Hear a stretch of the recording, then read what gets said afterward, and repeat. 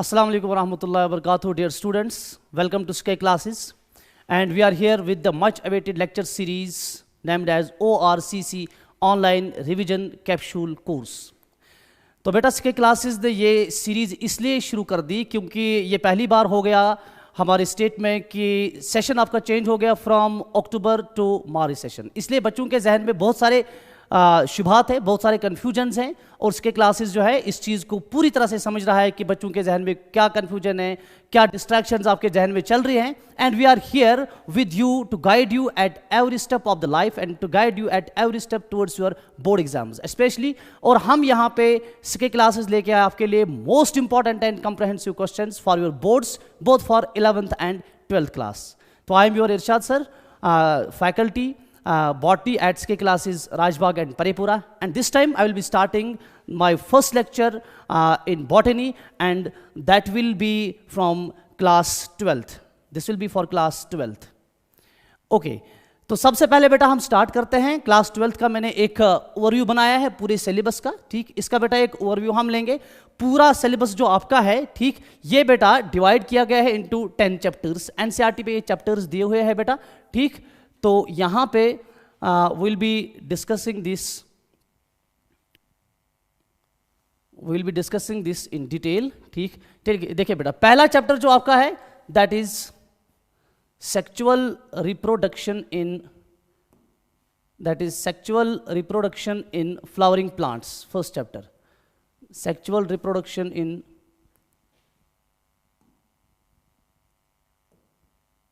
चलिए sexual reproduction in flowering plants, this is the first chapter of your syllabus. तो दूसरा chapter जो है बेटा that is principles of inheritance and variation, principles of inheritance and variation, principles of inheritance and variation. Third chapter जो है that is molecular basis of inheritance. हो गए 3 chapters. Fourth chapter जो है that is strategies for enhancement in food production, and fifth chapter जो है that is microbes in human welfare. Sixth chapter जो है that is biotechnology and it's applications. Seventh chapter जो है that is organisms and populations. Eighth जो है that is ecosystems. इसके बाद बेटा 9th चैप्टर जो है biodiversity and conservation, and your last and 10th chapter is environmental issues, ठीक। तो घबराने की जरूरत नहीं है, 10 चैप्टर से पूरे के पूरे 10 चैप्टर से इंशाल्लाह I will be completing all of them in just 1 month। आप हमारे साथ जुड़े रहिए बेटा। फटाफट से हम शुरू करेंगे। आपका पहला चैप्टर इधर आपके स्क्रीन पे आ गया। Chapter first in your botany is sexual reproduction in flowering plants. Without wasting your time आपको बेटा डायरेक्टली ले चलते हैं आपके सिलेबस को। और पहला क्वेश्चन जो बोर्ड्स में बहुत ही इंपॉर्टेंट आपके लिए होता है that is development of male gametophyte, ठीक। डेवलपमेंट ऑफ मेल गमीटोफाइट जो है बेटा इसको हम डिवाइड करेंगे इनटू 2 पार्ट्स। पहला पार्ट जो है that's called pre pollination development. देखिए पॉलिनेशन से पहले भी मेल गमीटोफाइट की डेवलपमेंट होती है और पॉलिनेशन के बाद भी मेल गमीटोफाइट की डेवलपमेंट होती है, ठीक। पॉलिनेशन से पहले क्या होता है, उससे पहले हमने समझना है what is stamen, what is microsporangium and pollen grain, ठीक। ये इसमें इंक्लूडेड है। और उसके बाद हम आ जाएंगे पोस्ट पॉलिनेटेड डेवलपमेंट पे, ठीक है बेटा। स्टैमिन क्या है यहां पे आपका बेटा दिया हुआ है पूरी तरह से, ये हमारा स्टैमिन हो गया। और स्टैमिन जो है, ठीक, this is the male, it represents the male reproductive part of the flower. और हमारे पास जो स्टैमिन है, ठीक, the 2 parts of a typical stamen, इसके 2 parts होते हैं बेटा। ये वाला पार्ट जो है ऊपर वाला पार्ट, इसको मैंने इधर लिखा है बेटा, दिस इज एंथर, ठीक। और ये पूरा का पूरा ये जो नीचे वाला सिलेंड्रिकल पार्ट है इसको बेटा हम बोलते हैं फिलामेंट, ठीक। तो एक है बेटा लॉन्ग एंड सिलेंडर स्टॉक, और इस स्टॉक को बेटा हम फिलामेंट बोलते हैं, सिंपल।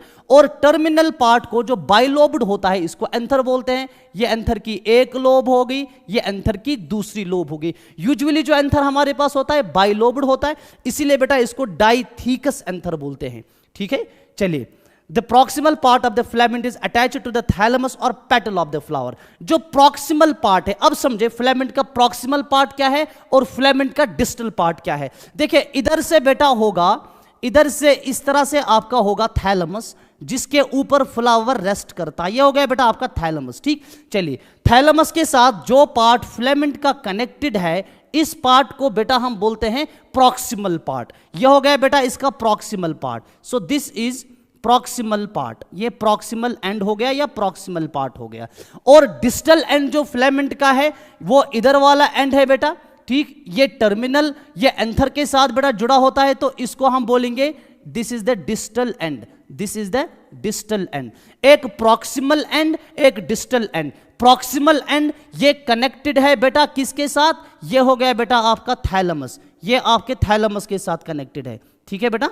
चलिए, तो प्रॉक्सिमल पार्ट जो है, proximal end of the filament, it is इधर कनेक्टेड विद द थैलेमस और it is sometimes connected with the petal of the flower, लेकिन अक्सर बेशतर ज्यादातर ये थैलेमस के साथ ही बेटा कनेक्टेड होता है, ठीक है बेटा। और डिस्टल पार्ट मैंने बताया it is attached with the, it is towards the anther, ठीक। Number and length of stamens, ये एक और पॉइंट आप नोट कर लीजिए। और मेरे जो नोट्स है बेटा आपको पॉइंट्स में मिलेंगे। आपको करना क्या है बोर्ड्स के लिए, अगर आप चाहते हैं कि आप पैराग्राफ की शक्ल में लिखेंगे इन नोट्स को, आपको चूंकि नोट्स का पीडीएफ भी मिलेगा और आपको पूरी तरह से स्टडी मटेरियल भी हम सेंड करेंगे, लेक्चर्स भी सेंड करेंगे। मेरे नोट्स को जो पॉइंट्स हैं, अगर आप पैराग्राफ में इसको बनाना चाहेंगे, आपको बस पॉइंट्स खत्म कर देने, आराम से पैराग्राफ बनेगा। कंटिन्यूटी यहीं से रखी हुई है, सब कुछ इधर से लिखा हुआ है, ठीक है बेटा। चलिए, हमारे पास जो नंबर एंड लेंथ ऑफ स्टेमिन्स हैं, किस फ्लावर में कितने किस स्टेमिन में कितने फिलामेंट्स होंगे और इनकी लेंथ कितनी होगी, it differs from species to species. तो ये डिफरेंट हैं डिफरेंट स्पीशीज में, इंपॉर्टेंट पॉइंट इसको याद रखेंगे आप, ठीक है बेटा। और टिपिकल एंजियोस्पर्म्स फ्लावर जो है, इसका जो एंथर है दैट इज बाइलोब्ड, इसलिए बेटा इसको बोलते हैं सिंपली इट इज डाइथिकस। तो इधर भी जो एंथर बनाया 1 लोब 2 लोब, तो मैं बेटा इस एंथर को लिख सकता हूं, ये एंथर क्या हो गया बेटा, ये एंथर हो गया डाइथिकस anther. So this is डाइथिकस anther, ठीक। चलिए, often A longitudinal groove runs length wise separating the theca. एक लॉन्गिट्यूडनल ग्रूव है जो इन दोनों थीका को सेपरेट करता है। इधर देख लीजिए, ये एक थीका हो गया, ठीक है बेटा, एक लोब हो गई, ये दूसरा थीका हो गया, दूसरी लोब हो गई, एक लॉन्गिट्यूडनल ग्रूव दिख रहा होगा, इस तरह से प्रेजेंट है, ठीक। ये इन दो लोब्स को क्या करता है बेटा, सेपरेट करता है, लॉन्गिट्यूडनल ग्रूव, ठीक। तो ये मैंने थोड़ा सा आपको बताया स्टैमिन के बारे में, फिर से मैं बताऊंगा। स्टैमिन जो है it will represent the male reproductive part of a flower, it will represent the male reproductive part of a flower. So this is the male reproductive part of a flower. क्योंकि हम पढ़ रहे हैं development of male gametophyte, इसलिए पहले stamen को पढ़ना थोड़ा सा जरूरी था, ठीक है बेटा। चलिए बेटा आगे बढ़ लेते हैं, नेक्स्ट स्लाइड पे आ जाते हैं हम, ठीक। इधर बेटा हम अब पढ़ेंगे the most important that is the transverse section of an anther. अभी जो मैंने एंथर आपको दिखाया, जो मैंने पीछे वाला एंथर दिखाया, ये देख लीजिए, ये हमने एंथर देखा। अगर मैं इसको बीच में काट रहा हूं इस तरह से, तो ट्रांसवर्स सेक्शन इस तरह से बन गया आपका, ठीक। ये ट्रांसवर्स सेक्शन माइक्रोस्कोप के अंदर किस तरह से दिखेगा, इधर आपके स्क्रीन पे डायग्राम दी हुई है, ठीक है बेटा। मैं ये पूरा जो है ना एक्सप्लेन करने जा रहा हूं, ठीक। बाइलोब्ड नेचर जो है बेटा एंथर का अभी बताया, बाइलोब्ड है, it is distinct in the transverse section of an anther. एक हो गया लॉन्गिट्यूडनल सेक्शन, एक हो गया ट्रांसवर्स सेक्शन। हम प्रैक्टिकल्स में यूजुअली दो तरह से सेक्शंस काटते हैं। ये मेरे हाथ में पेन है, अगर मैं इस तरह से इसका सेक्शन काटूं इट इज लॉन्गिट्यूडनल और वर्टिकल सेक्शन, अगर इस तरह से काटूं इट इज ट्रांसवर्स सेक्शन। जैसे खीरा को कतराते हैं आप, कभी इस तरह से इसकी सेक्शंस काटते हैं, कभी इस तरह से। तो अगर मैं देखूं दो तरह की डायग्राम्स बनेंगे और आपको लगेगा दोनों एंटायरली डिफरेंट हैं। आपके हाथ में पेन है, मेरे हाथ में पेन है, इस पेन का अगर मैं वर्टिकल सेक्शन काट लूं, वर्टिकल सेक्शन काट लूं, डायग्राम इस तरह से बन जाएगी। ये थोड़ा अटेंटिव रहना बेटा, डायग्राम इस तरह से बन जाएगी। ये बीच में इसकी रिफल है, ये बीच में बेटा इसकी रिफल है, तो ये वर्टिकल सेक्शन हो गया पेन का। अगर मैं इसी पेन का ट्रांसवर्स सेक्शन काट लूं तो आपको इस तरह से ये सेक्शन दिखेगा। ये पेन का प्लास्टिक केस है बाहर से, और ये बीच में बेटा आपकी रिफिल होगी पेन की, ठीक। ये दोनों डायग्राम्स जो आप बोर्ड पे देख रहे हैं, ये अलग अलग डायग्राम्स नहीं है, बल्कि एक ही चीज की डायग्राम है, आपके पेन की डायग्राम है। एक वर्टिकल सेक्शन काट लिया, एक ट्रांसवर्स सेक्शन काट लिया। ये वाला जो है this is TS of anther, so this is the transverse section of anther, ठीक। इसमें आपको दिखेगा बाइलोब्ड स्ट्रक्चर। ये इधर से एक लोब हो गई, ये इधर से दूसरी लोब हो गई, ठीक। The anther is 4 sided, bilobed है लेकिन 4 साइड्स आपको दिखेंगे। This is side number 1, this is side number 2, this is side number 3, this is side number 4। So it is 4 sided consisting of 4 microsporangia. इसमें 4 माइक्रोस्पोरेंजिया है। ये माइक्रोस्पोरेंजिया एक हो गया, ये दूसरा हो गया, ये आपका तीसरा हो गया, ये आपका फोर्थ हो गया, तो पूरे के पूरे इस कॉर्नर को माइक्रोस्पोरेंजिया बोलेंगे, ठीक। 2 इन ईच लोब, तो एक लोब में 2 माइक्रोस्पोरेंजिया हो गया, so it is dithecous anther, but it is tetrasporangiate anther, ठीक। ये एक लोब हो गई, एक थीका हो गया, इसमें 2 माइक्रोस्पोरेंजिया आ गए, ये दूसरी लोब, दूसरी थीका हो गई, इसमें 2 और माइक्रोस्पोरेंजिया आ गए, मैं बोलूंगा इट इज टेट्रास्पोरेंजिएट, शाबाश। It is tetrasporangiate, it is tetrasporangiate, ठीक है बेटा, टेट्रास्पोरेंजिएट होता है, ठीक। Tetrasporangiate, the microsporangia develop further and become pollen sacs, ये माइक्रोस्पोरेंजिया की डेवलपमेंट जब होती है फिर इन्हीं को पोलन सेक्स बनती हैं। So what is difference between the microsporangia and the pollen sac? Difference बेटा याद रखना, ये हमारे पास माइक्रोस्पोरेंजिया हो गया, लेट अस सपोज मैं इधर लिख रहा हूं, ये हो गया बेटा माइक्रोस्पोरेंजिया, ठीक। जब माइक्रोस्पोरेंजिया की डेवलपमेंट हो जाएगी तो फिर क्या बनेगा? ये बनेगा बेटा पोलन सैक, क्या बनेगा? ये पोलन सैक बनेगा, ठीक। तो what is difference between microsporangia and pollen sac? तो पोलन सैक जो है इसको हम यूजुअली डिफाइन करेंगे, it is developed microsporangia. Pollen sac क्या है बेटा? It is the developed microsporangia, developed microsporangia, कोई ज्यादा डिफरेंस नहीं है, ठीक। सिर्फ इसकी डेवलपमेंट होती है माइक्रोस्पोरेंजिया की, तो ये बेटा बन जाता है पोलन सैक, ठीक। अच्छा, they extend longitudinally all through the length of an anther and are packed with pollen grains. ये पोलन सैक जो इधर बनेगा, इसके अंदर ये हमारे पास बेटा इस तरह से बाद में छोटे छोटे बनते हैं पोलन ग्रेन्स, वो पोलन ग्रेन्स फिर लिबरेट हो जाएंगे जब एंथर की डेहिसेंस हो जाएगी, जब एंथर फट जाएगा, इधर से डेहिसेंस हो जाएगा, ठीक। एंथर फट जाएगा तो पोलन सैक के अंदर इस तरह से पोलन ग्रेन्स होते हैं, ये पोलन ग्रेन्स फिर लिबरेट हो जाते हैं, ये बाहर चले जाते हैं। So what are these? These are nothing but these are pollen grains. मैं अभी आगे बताऊंगा ये पोलन ग्रेन किस तरह से बनेगा, क्योंकि पोलन ग्रेन को ही हम मेल गमीटोफाइट बोलते हैं, जिसकी डेवलपमेंट हमने पढ़नी है, ठीक है बेटा।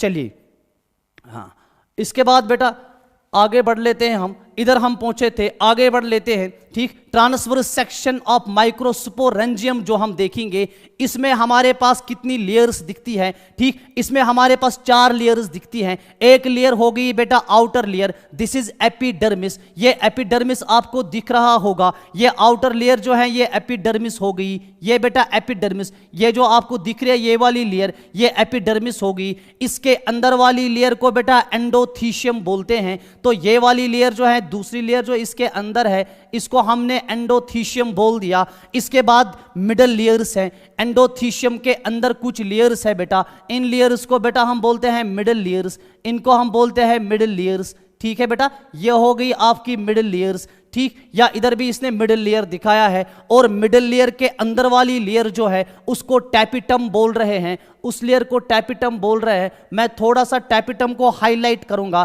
ताकि आपको अच्छी तरह से दिखे। लेट अस सपोज ये वाली लेयर जो है, ये पूरी वाली लेयर जो है, ये पूरी लेयर जो सेल्स की है बेटा, दिस इज टैपिटम, इस लेयर को हम टैपिटम बोलते हैं, ठीक। टैपिटम की सेल्स में इस तरह से फिर से रीड्रा कर रहा हूं ताकि आगे मैं आपको कुछ इंपॉर्टेंट चीजें इसके बारे में समझा दूं। ये टैपिटम है बेटा, टैपिटम की सेल्स जो हैं ये बाई न्यूक्लिएट होती हैं या मल्टी न्यूक्लिएट होती हैं।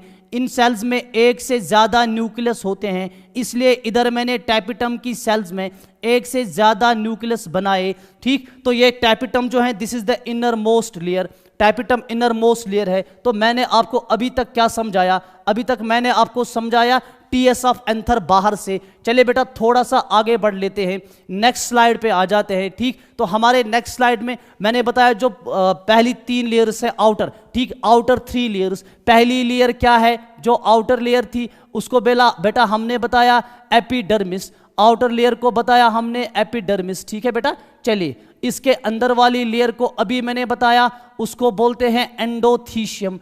अंदर वाली लेयर को क्या बोलते हैं बेटा, एंडोथीशियम बोलते हैं। और इसके अंदर जो लेयर्स होती है इनको बोलते हैं बेटा मिडल लेयर्स। क्या बोलते हैं, मिडल लेयर्स। अटेंटिव रहना, ये तीनों लेयर्स जो है ये आउटर वाली लेयर्स हो गई। इनकी फंक्शन क्या है, लिखा है, they help in protection and dehiscence of anther. They help in protection and dehiscence of anther. तो मैं लिखूंगा इनकी फंक्शन क्या है, they help in protection, they help in protection of anther and also they help in dehiscence of anther. What do you mean by dehiscence of anther? dehiscence का मतलब है anther जब फट जाएगा उससे पोलन ग्रेन लिबरेट हो जाएंगे। तो दोनों फंक्शंस करते हैं कौन लेयर्स मिलके, तीन लेयर्स मिलके ये दो फंक्शंस करते हैं। और इनर मोस्ट लेयर जो अभी मैंने आपको दिखाई वहां उसको टैपिटम बोलते हैं। इधर फिर से मैं टैपिटम बनाऊंगा, ये टैपिटम है बेटा इनर मोस्ट लेयर। और इसकी सेल्स जो है मैं अभी आपको बताया था उधर भी, इसकी सेल्स क्या होती है बेटा, बाइन्यूक्लिएट और मल्टी न्यूक्लिएट होती है। इसकी सेल्स में एक से ज्यादा न्यूक्लियस होते हैं। मैं दो दो न्यूक्लियस इधर ड्रा कर रहा हूं ताकि आप अच्छी तरह से समझे। ये हमारा हो गया बेटा टैपिटम, इसमें दो दो न्यूक्लियस बना दिए मैंने। ठीक, चलिए बेटा ये हमारा टैपिटम हो गया। ये इसकी जो लेयर सेल्स है, ठीक मैं अभी बताता हूं पूरा। इसकी फंक्शन क्या है, टैपिटम की फंक्शन मैं इधर बेटा लिख रहा हूं। ये हमारे पास जो मैंने इधर ये वाली सेल ड्रा की, ये वाली सेल लेयर ड्रा की, दिस इज टैपिटम। इसकी बहुत सारी फंक्शंस हैं। इंपॉर्टेंट क्या क्या है जो याद रखना है, ठीक, it nourishes the developing pollen grains. एक इसकी फंक्शन नरिशमेंट है, ये बेटा क्या करता है, it nourishes the developing pollen grains, pollen grains को नरिशमेंट देता है। और इसकी जो सेल्स है, सेल्स में होता है बेटा dense cytoplasm and more than one nucleus, मैंने पहले ही ड्रा कर दिया। और इधर से बेटा इसका साइटोप्लाज्म जो है इनमें बहुत ज्यादा साइटोप्लाज्म होता है। ठीक, दे कंटेन डेंस साइटोप्लाज्म। ठीक, इसकी जो सेल्स हैं दे कंटेन डेंस साइटोप्लाज्म, तो इसमें डेंस साइटोप्लाज्म भी होता है। तो मैं इधर बेटा लिखूंगा they contain dense cytoplasm, they contain dense cytoplasm. ठीक, और क्या होता है, जो सेल्स हैं दे आर बाइन्यूक्लिएट, दे आर बाइन्यूक्लिएट और दे आर मल्टी न्यूक्लिएट। इनमें एक से ज्यादा न्यूक्लियस होते हैं। टैपिटम की बात कर रहे हैं। अब आपके टेक्स्ट बुक पे ये क्वेश्चन बेटा दिया हुआ है, ये एग्जैक्टली आपके एनसीईआरटी टेक्स्ट का क्वेश्चन है, इसका मैंने आंसर भी लिख लिया। ये क्वेश्चन इंपॉर्टेंट इसलिए बोर्ड्स के लिए, वेरी शॉर्ट आंसर आ सकता है, 1 मार्क्स का ये क्वेश्चन आ सकता है। क्वेश्चन क्या है, can you think of how tapetal cells could become binucleate. Tapetal cells किस तरह से बाइन्यूक्लिएट बनती हैं, इसका जवाब सुन लीजिए। कैरियोकाइनेसिस होती हैं, it is not followed by cytokinesis. Karyokinesis में क्या होता है, ये आपकी सेल हो गई, इसकी कैरियोकाइनेसिस हो गई। तो कैरियोकाइनेसिस में हो जाएगा एक न्यूक्लियस डिवाइड और ये बनाएगा 2 न्यूक्लियस। ठीक, इसके बाद हो जानी है साइटोकाइनेसिस, तो इसके बाद साइटोप्लाज्म डिवाइड हो जाएगा, ये अलग सेल बनेगी, ये अलग सेल बनेगी। लेकिन अगर कैरियोकाइनेसिस हो गई, आपका साइटोकाइनेसिस नहीं हो गया, तो सेल बनेगी बाइन्यूक्लिएट। ये इस सवाल का जवाब हो गया जो अक्सर आपको बोर्ड में पूछा जा सकता है। ठीक, इसके बहुत ज्यादा चांसेस है, वेरी शॉर्ट आंसर क्वेश्चन आ सकता है या आपका 1 मार्क्स वाला क्वेश्चन भी आ सकता है। ठीक है बेटा, चलिए next point. When the anther is young, a group of compactly arranged homogeneous cells called the sporogenous tissue occupies the center of each microsporangium. This is very very important. देखिए बेटा, अब जब एंथर यंग है, जब anther young होगा, ठीक, जब anther young होगा तो इसके अंदर इस तरह से बेटा ग्रुप ऑफ सेल्स होगा, ग्रुप ऑफ सेल्स होगा इस तरह से बेटा। इसके अंदर होगा compactly arranged group of cells, compactly arranged group of cells इस तरह से, these are compactly arranged. That means एक दूसरे के साथ ये सेल्स जुड़ी हुई है। और इन सेल्स को बेटा क्या बोलते हैं, इनको बोलते हैं स्पोरोजीनियस टिश्यू, और स्पोरोजीनियस सेल्स भी बेटा इनको बोलते हैं। ये जो सेल्स हैं इनको बेटा बोलते हैं हम sporogenous cells. They are present inside और in the centre of each microsporangium. तो इसको बेटा हम बोलेंगे sporogenous cells, these are called sporogenous cells, इनको बेटा बोलेंगे स्पोरोजीनियस सेल्स। ठीक, इधर की स्लाइड पे मैं आपको ये दिखा रहा हूं। ठीक, ये वाली सेल्स जो है ना, ये वाली सेल्स टैपिटम के अंदर जितनी भी सारी सेल्स है, दीज आर स्पोरोजीनियस सेल्स। ठीक, अब मैं इनको इधर डिटेल में थोड़ा सा बेटा समझा रहा हूं आपको। ठीक, स्पोरोजीनियस सेल्स को, इसको थोड़ा सा डिटेल में समझने की जरूरत है। ठीक, हाँ चलिए, नाउ दीज आर सुपोरोजीनियस सेल्स। ये सुपोरोजीनियस सेल्स जो है ये होती है बेटा आपके ये माइक्रोस्पोरेंजियम के सेंटर में होती है। ठीक, अब देख माइक्रोस्पोरोजेनेसिस किस तरह से हो जाएगी, जिसको हम एग्जैक्टली बोलेंगे डेवलपमेंट ऑफ मेल गैमेटोफाइट। ठीक, जब एंथर डेवलप होता है तो सुपोरोजीनियस सेल्स जो होती है पहले ये कंपैक्टली अरेंज्ड होती है, तो इसमें क्या हो जाएगा बेटा, जब एंथर डेवलप होता है द सेल्स ऑफ सुपोरोजीनियस टिश्यू जो है दे अंडरगो मियोटिक डिविजन्स, इनमें मियोटिक डिवीजन हो जाएगा। ठीक, टू फॉर्म माइक्रोस्पोर टेट्राड्स। देखो ये एक हमारे पास सुपोरोजीनियस सेल हो गई, लेट अस सपोज ये एक मैंने इधर से बेटा ले ली सुपोरोजीनियस सेल, ये आपकी सुपोरोजीनियस सेल हो गई, इसमें हो जाएगी मियोसिस। क्या हो जाएगी इसमें बेटा, इट अंडरगोज मियोटिक डिवीजन, इसमें बेटा इस तरह से हो जाएगी मियोसिस। ये सुपोरोजीनियस सेल्स जो हैं इनमें बेटा हो जाएगी meiosis and they will form microspore tetrad. ये 4 सेल्स का टेट्राड बनाएंगे, ये एक सेल, ये दूसरी सेल, ये तीसरी सेल, एक इसके पीछे वाली सेल, हो गई 4 सेल्स। ठीक, तो हमारे पास what would be the ploidy of the cells of tetrad, तो इस टेट्राड के सेल्स की प्लॉइडी क्या होगी, एनसीईआरटी टेक्स्ट का बेटा क्वेश्चन है, फिर से 1 नंबर वाला क्वेश्चन बोर्ड में आ सकता है। जो टेट्राड माइक्रोस्पोर टेट्राड, तो सुपोरोजीनियस सेल्स जो है ना इनको बोलेंगे हम माइक्रोस्पोर मदर सेल, भी मैं आगे बता रहा हूं। ठीक, तो हमारे पास जो सुपोरोजीनियस सेल है ये फिर डिप्लॉइड होगी कि नहीं होगी, और जब मियोसिस होगी तो meiosis is a reductional division, तो डिप्लॉइड सेल से हैप्लॉइड सेल बनेगी। तो माइक्रोस्पोर टेट्राड के पास जो सेल्स हैं all of those cells will be haploid cells. ठीक है बेटा, इनकी प्लॉइडी हैप्लॉइड होगी, आंसर इधर बेटा लिखा है मैंने, हैप्लॉइड होगी इनकी प्लॉइडी। चले बेटा मूविंग टू नेक्स्ट स्लाइड। ठीक, अच्छा, as each cell of the sporogenous tissue is capable of giving rise to a microspore tetrad, each cell is called potential pollen और माइक्रोस्पोर मदर सेल। अभी मैं बताया आपको हमारे पास लेट अस सपोज ये सुपोरोजीनियस cell है जो सुपोरोजीनियस टिश्यू के बीच में है। ठीक, तो हर कोई सेल, जितनी भी सेल्स सुपोरोजीनियस टिश्यू में है, इधर देख लीजिए बेटा, ये सारी सेल्स, जितनी भी सेल्स सुपोरोजीनियस टिश्यू के अंदर है, हर किसी सेल के पास क्षमता है, उसमें पोटेंशियल है to develop into the pollen grain, to develop into the pollen grain. ठीक, इसलिए बेटा या माइक्रोस्पोर टेट्राड को ये आगे पोलन ग्रेन बनाएगी, इसलिए इस सेल को बेटा बोलते हैं पोटेंशियल पोलन। इसको बेटा क्या बोलेंगे, पोटेंशियल पोलन। ठीक, ये समझ लेना, इस सेल के बहुत सारे नाम हैं, आप इसको पोटेंशियल पोलन बताओ, आप इसको पोलन मदर सेल बताओ, आप इसको माइक्रोस्पोर मदर सेल बताओ। ठीक, आप इसको सुपोरोजीनियस सेल बताओ,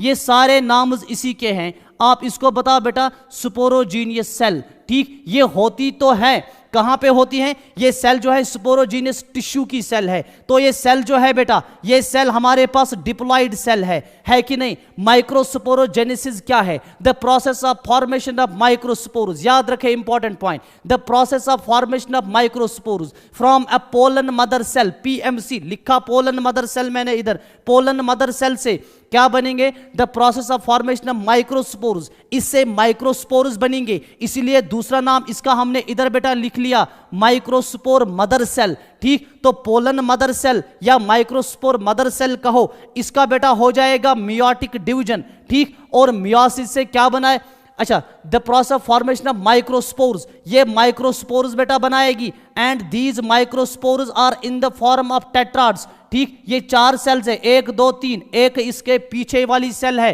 ठीक, इसको बेटा बोलते हैं माइक्रोस्पोरोजेनेसिस। तो यहां पे कौन सी प्रोसेस होगी, यहां पे बेटा मियोसिस हो जाएगी। मैं फिर से बताऊंगा, what is microsporogenesis, formation of microspores from microspore mother cell by a process of meiosis is called microsporogenesis. तो यहां पे बेटा ये बन गया हमारे पास माइक्रोस्पोर टेट्राड।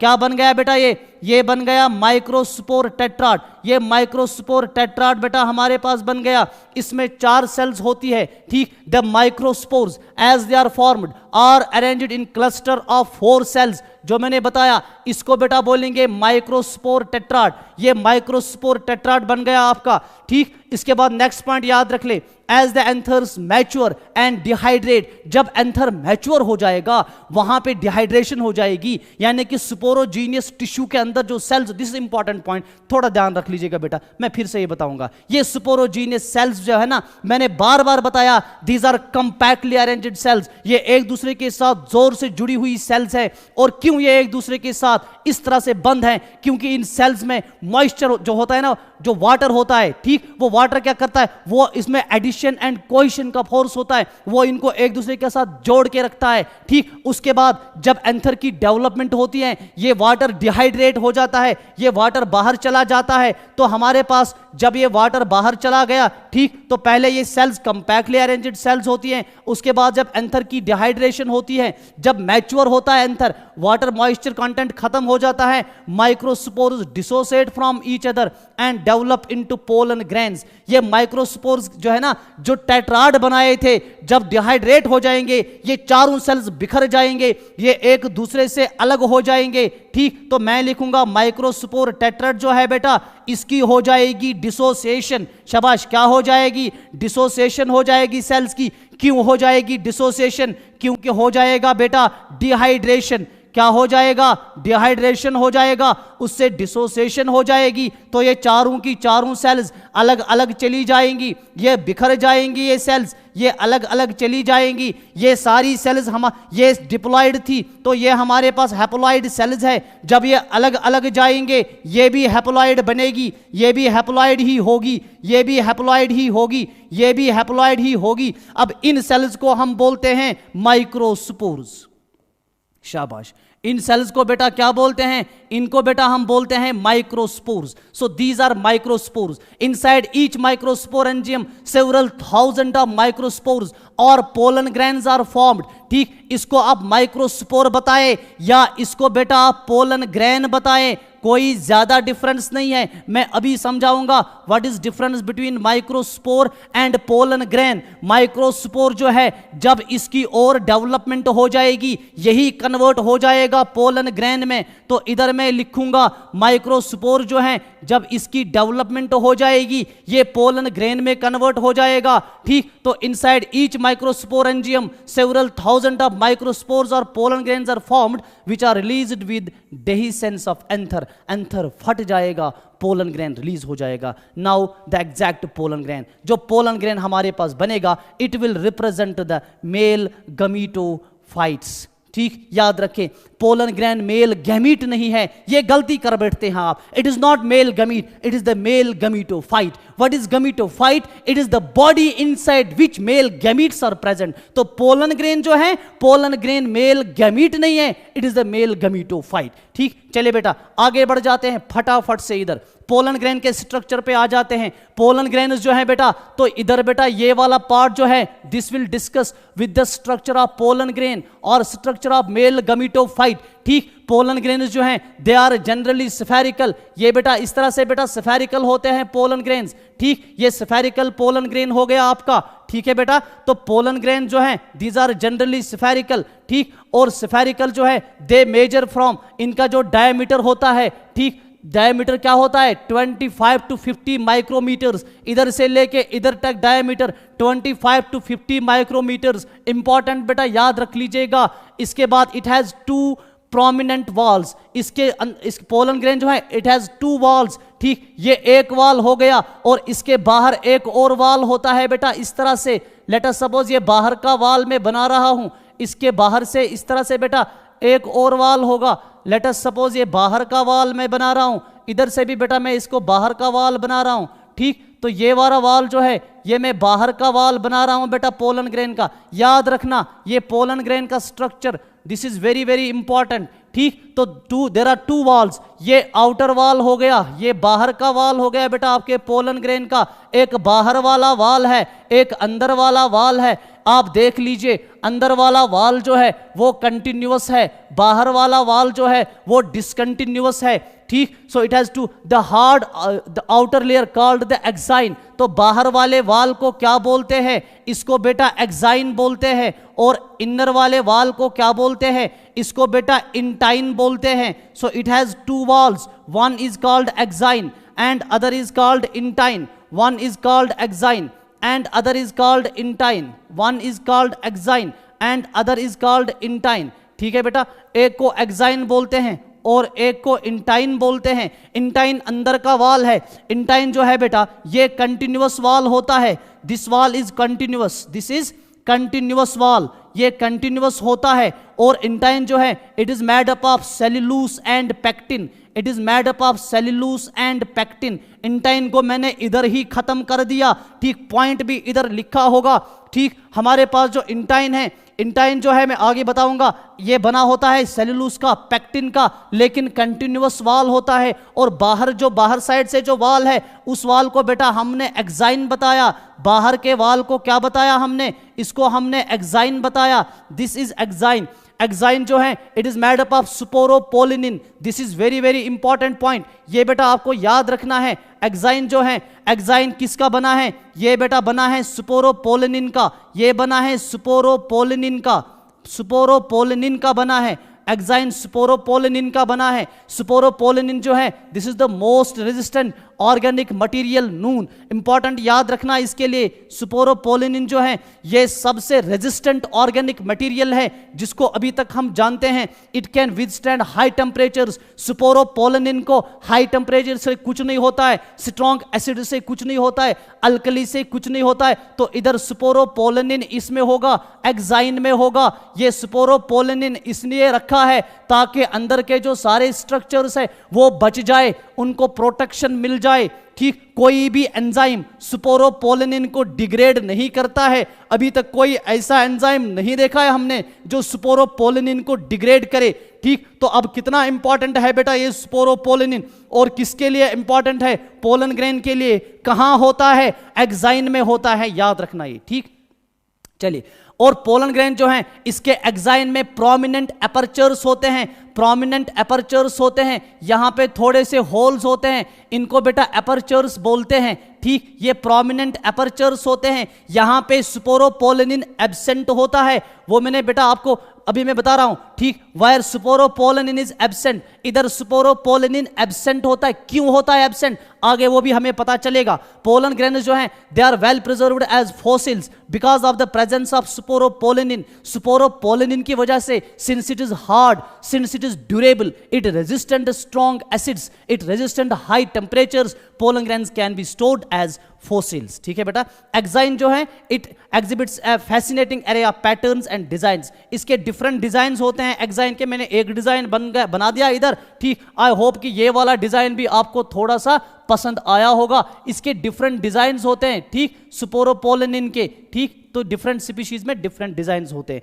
एक बार फिर यहां पे आ गया आपकी टेक्स्ट बुक का एक question, very short answer type board में पूछा जा सकता है। Why do you think the exine should be hard, what is the function of germ pore. अच्छा, जहां पे स्पोरोपोलिनिन एब्सेंट होता है इस एरिया को बेटा हम बोलते हैं, क्या बोलते हैं इसको, इसको हम बोलते हैं बेटा जर्म पोर बोलते हैं इसको, ठीक। अच्छा, तो what is the why do you think the exine should be hard? Exine protects the pollen grains from unfavorable environmental conditions, that is why exine must be hard, ठीक है बेटा। और इसके साथ एक और क्वेश्चन है, what is the function of germ pore? Germ pores provide way for development of pollen tubes। अभी जब हम मेल गमीटोफाइट का पोस्ट पॉलिनेशन डेवलपमेंट पढ़ेंगे वहां पे पोलन ट्यूब इधर से डेवलप होगा, इसी बेटा जर्म पोर से निकल के आएगा। अगर जर्म पोर नहीं होता तो अंदर से पोलन ट्यूब डेवलप ही नहीं होता, क्योंकि बाहर तो फिर एक्साइन हर जगह था, इसमें स्पोरोपोलिनिन था। दिस इज हार्ड, ये अलाउ नहीं करता पोलन ट्यूब की development,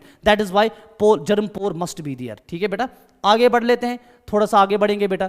the inner wall of the pollen grain is called intine, मैंने ये पॉइंट डिस्कस किया है, ठीक। It is continuous layer discuss किया, सेल्यूलोज का बना है डिस्कस किया, पेक्टिन का बना है डिस्कस किया आपके साथ। Cytoplasm of pollen grain is surrounded by plasma membrane, ये मैं फिर से इधर दिखाऊंगा। जो प्लाज्मा, जो इसका साइटोप्लाज्म है बेटा पोलन ग्रेन का, it is surrounded by plasma membrane. मैं एक और कलर से बेटा ये दिखाऊंगा, प्लाज्मा मेम्ब्रेन। इधर बेटा अंदर से इस तरह से बेटा प्लाज्मा मेम्ब्रेन होती है, इस तरह से बेटा प्लाज्मा मेम्ब्रेन अंदर होती है, ठीक। ये कोई लेयर नहीं है, ये प्लाज्मा मेम्ब्रेन है, तो इसको बेटा मैं लिखूंगा, let us suppose this is plasma membrane, ठीक। और प्लाज्मा मेम्ब्रेन जो है इसके अंदर दो सेल्स होती है, एक बड़ी सेल होती है, इस बड़ी सेल को बेटा हम बोलते हैं वेजिटेटिव सेल। क्या बोलते हैं? Vegetative cell. इस बड़ी सेल के अंदर एक छोटी सी स्पिंडल शेप्ड सेल होती है विद प्रोमिनेंट न्यूक्लियस, इसको बेटा हम बोलते हैं जनरेटिव सेल। इस सेल को क्या बोलते हैं? इसको बेटा बोलते हैं जनरेटिव सेल।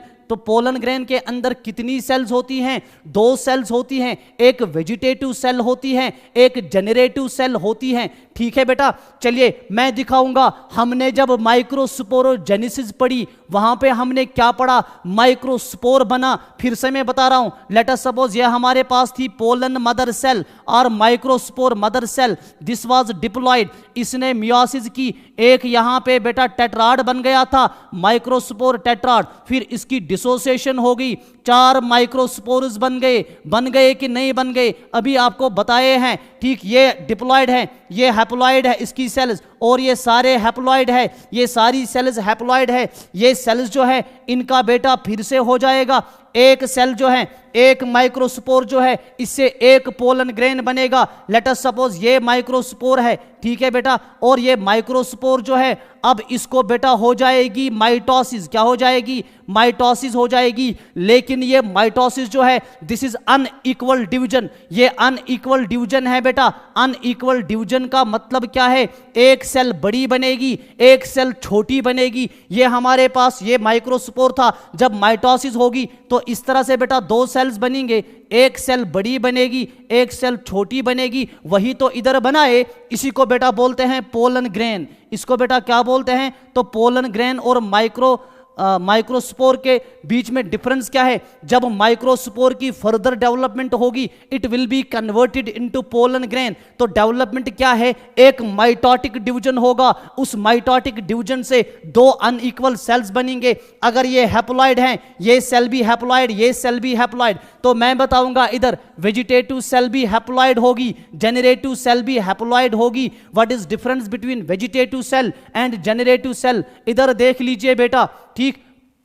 हमारे पास दो सेल्स हैं, एक वेजिटेटिव सेल, एक generative cell. Vegetative cell is bigger cell, बनाई थी अभी, इसमें रिजर्व फूड होता है, large and irregular shaped nucleus होता है। इधर बेटा मैं बना के दे रहा हूं, ये जो इरेगुलर, इसमें इस तरह से बेटा न्यूक्लियस होता है, this is large and irregular shaped nucleus. जब न्यूक्लियस इरेगुलर शेप्ड होगा, ये लार्ज होगा, ये और इरेगुलर शेप्ड होगा, इसका मतलब है न्यूक्लियस अच्छे से काम नहीं करेगा, तो इस सेल का कोई ज्यादा बड़ा काम आगे नहीं होगा। जनरेटिव का सेल का प्रोमिनेंट न्यूक्लियस है, तो आगे ये वाली सेल सारा काम करेगी। और एक चीज याद रखें, जनरेटिव सेल जो है it floats in the cytoplasm of vegetative cell. ये सारा वेजिटेटिव सेल का साइटोप्लाज्म हो गया। तो जनरेटिव सेल जो है ठीक स्मॉल सेल है, जनरेटिव सेल स्मॉल है, it floats in the cytoplasm of vegetative cell, it is spindle shaped. आपको बताया, दिखाया भी, इसमें डेंस साइटोप्लाज्म और प्रोमिनेंट या डेंस न्यूक्लियस होता है, ठीक। अब हमारे पास जो पोलन ग्रेन है वो इस तरह से है बेटा, एक इसमें बड़ी सेल, एक इसमें छोटी सेल। ये छोटी सेल का प्रोमिनेंट न्यूक्लियस, ये बड़ी सेल का इरेगुलर शेप्ड न्यूक्लियस। इस सेल को बेटा हमने वेजिटेटिव सेल बताया, और इस सेल को बेटा हमने जनरेटिव सेल बताया। बताया कि नहीं बताया? वेजिटेटिव सेल भी बेटा हैप्लॉइड है, जनरेटिव सेल भी बेटा हैप्लॉइड है, ठीक है बेटा। हमारे पास जो एंजियोस्पर्म्स होते हैं 60% एंजियोस्पर्म्स में पोलन ग्रेन शेड होते हैं at this two celled stage. At this two celled stage 60% angiosperms में पोलन ग्रेन शेड होता है एट टू सेल्ड स्टेज, लिखा है बेटा इधर। और रिमेनिंग जो 40% एंजियोस्पर्म्स हैं उनमें पोलन ग्रेन शेड होता है at 3 celled stage, at 3 celled stage. तो अगर दो सेल्स हैं, अब जो रिमेनिंग 40% है उनमें पोलन ग्रेन शेड होता है एट 3 सेल्ड स्टेज। 2 से 3 किस तरह से बनती है वो मैं आगे बेटा आपके साथ डिस्कस करने वाला हूं, ठीक। ये देख लीजिए, वो आ जाएगा पोस्ट पॉलिनेशन डेवलपमेंट में। पोस्ट पॉलिनेशन डेवलपमेंट देख लीजिए फटाफट से, I am going to conclude this, ठीक है बेटा। पोलन ग्रेन जो है it germinates on the stigma to produce pollen tube through one of the germ pores, ठीक से। फॉर एग्जांपल ये बेटा हमारे पास हो गया स्टिग्मा, दे हमारा स्टाइल इस तरह से, और बेटा नीचे इस तरह से ओवरी बना लेंगे, ठीक है, बनाई बेटा। इसके बाद मैं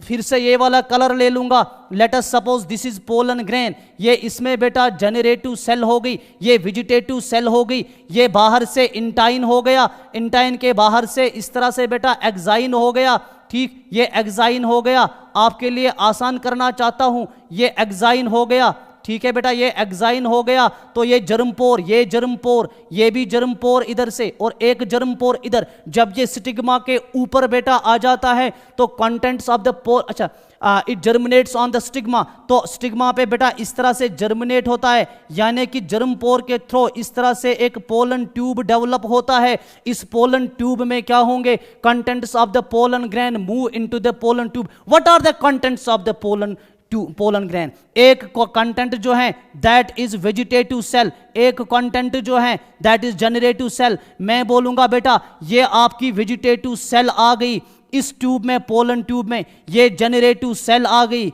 ये भी आ गई पोलन ट्यूब में, तो ये पूरा का पूरा स्ट्रक्चर जो है मैं इसको बेटा बोल सकता हूं ना, ये पोलन ट्यूब हो गया। क्या हो गया?